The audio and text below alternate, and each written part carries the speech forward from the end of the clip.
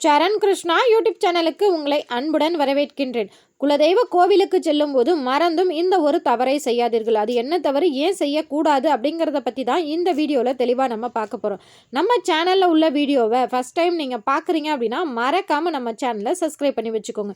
நம்ம சேனலில் தொடர்ந்து குலதெய்வ பதிவுகள், ஆன்மீக தகவல்கள் வந்து கொண்டே இருக்கும். வாங்க வீடியோக்குள்ளே போகலாம்.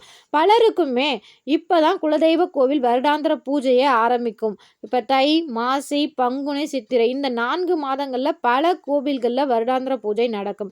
அப்படி வருடாந்திர பூஜை நடக்கும்போது நம்ம குலதெய்வ எல்லைக்கு செல்லும்போது நம்ம முன்னோர்கள் நமக்கு என்னென்ன சொல்லி கொடுத்தாங்க, குலதெய்வ கோவிலுக்கு என்னென்ன பொருட்கள் எடுத்துகிட்டு போகணும் அப்படிங்கிறத நம்ம குடும்ப முறைப்படி எடுத்துகிட்டு போகணும். அதோடு சேர்ந்து வெல்லம், பச்சரிசி, பொங்கலுக்கு தேவையானது, சாமிக்கு தேவையான பொருட்கள், சுவாமிக்கு தேவையான ஆடைகள், அதாவது ஆண் தெய்வம் அப்படின்னா வேஷ்டி, துண்டு, பெண் தெய்வம்னா புடவை, எலுமிச்சங்கனி மாலை, இது போன்ற பல பொருட்கள் நம்ம எடுத்துகிட்டு போவோம். எவ்வளோக்கு எவ்வளோ ஆசையாக நம்ம குலதெய்வ கோவிலுக்கு பொருட்கள் எடுத்துகிட்டு போகிறோமோ அந்த அளவுக்கு நமக்கு குலதெய்வத்தின் அருள் அப்படிங்கிறது கிடைக்கும். நாங்கள் ரொம்ப கஷ்டப்படுறவங்க, எங்களால் அந்த அளவுக்கு பொருள்லாம் வாங்கிட்டு போக முடியாதுங்க. உங்களால் என்ன முடியுதோ அதை உங்கள் குலதெய்வத்திற்கு மனதார செய்யுங்கள். கண்டிப்பாக உங்கள் குலதெய்வம் பல மடங்கு உங்களுக்கு செய்வதை கண்கூட உங்களால் பார்க்க முடியும்.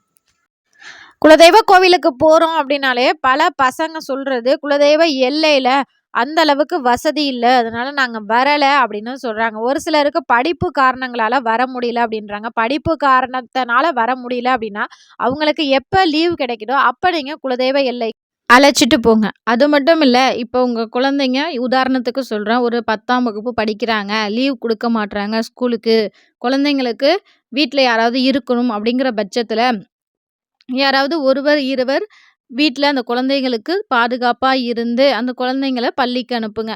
வீட்டிலேருந்து யாராவது ஒரு ஆளாவது, குடும்ப தலைவராவது வருடாந்திர பூஜைக்கு செல்வது போல் பார்த்து கொள்ளுங்கள்.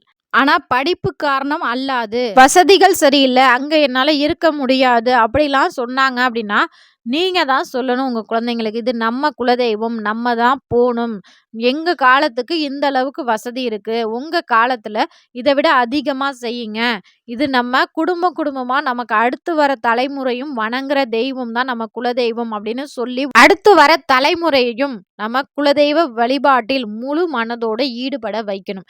இதை செய்யாததுனால தான் பலருமே குலதெய்வம் எது என்று தெரியவில்லை அப்படின்னு தேடிக்கிட்டு இருக்காங்க.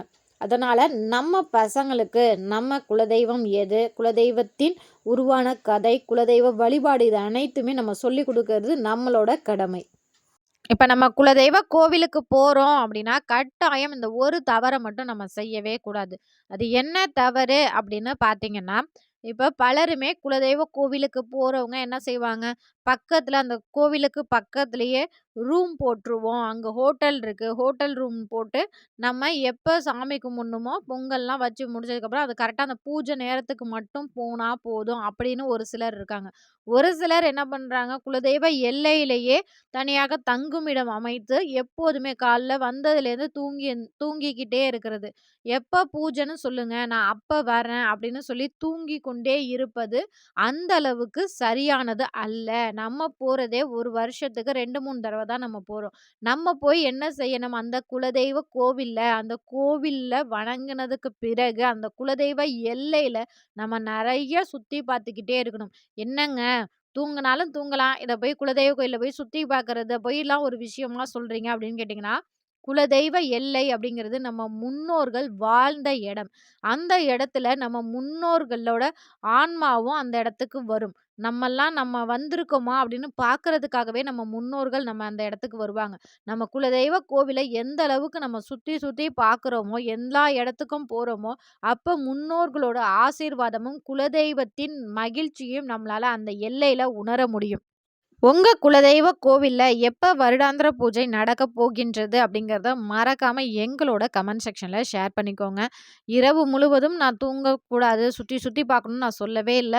பகல் நேரங்கள்ல தூங்காம நீங்க குலதெய்வ எல்லையை சுத்தி வாருங்கள். பெரியவர்கள் குலதெய்வ கோவிலுக்கு என்ன தேவை, என்னலாம் நம்மளால செய்ய முடியும் அப்படிங்கிறத உங்களால முடிஞ்சத உங்க குலதெய்வ கோவிலுக்கு செஞ்சு பாருங்க. கண்டிப்பா அந்த எல்லையில உங்களுக்கு ஒரு தனி அனுபவம் கிடைக்கிறத அந்த எல்லையிலேயே உணர முடியும். கண்டிப்பா இந்த வீடியோ உங்களுக்கு பயனுள்ளதாக இருக்கும் என்ற நம்பிக்கையில் மற்றொரு வீடியோவில் சந்திக்கிறேன். இந்த வீடியோ உங்களுக்கு பிடிச்சிருந்தா லைக் பண்ணுங்க, ஷேர் பண்ணுங்க, மறக்காம சப்ஸ்கிரைப் பண்ணுங்க. சரண் கிருஷ்ணா யூடியூப் சேனல். நன்றி, வணக்கம்.